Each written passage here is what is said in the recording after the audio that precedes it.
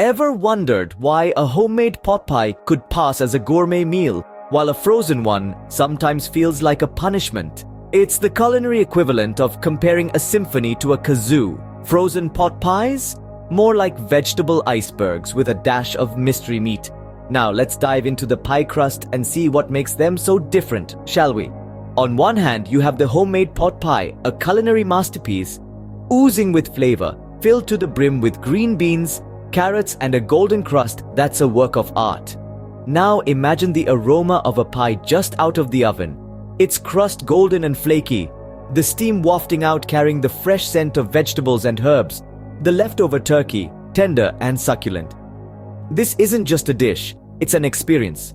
Every homemade pot pie is a unique creation, a testament to your culinary prowess, a canvas for your dietary imagination.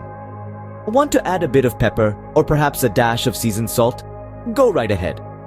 The homemade pot pie doesn't judge, it embraces. It's not just about eating, it's about creating, experimenting, and most importantly, enjoying.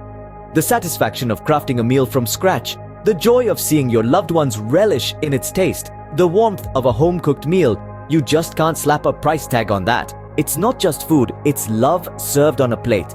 On the other hand, you have the frozen pot pie, a sad little disc of disappointment where made with love is replaced by made with preservatives.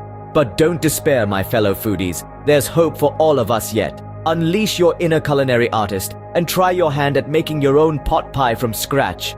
Picture it. The joy of kneading the dough, the aroma of simmering fillings, the satisfaction of seeing your creation golden and bubbling from the oven.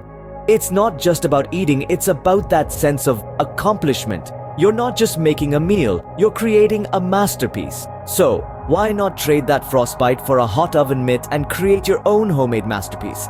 Trust me, your taste buds will thank you.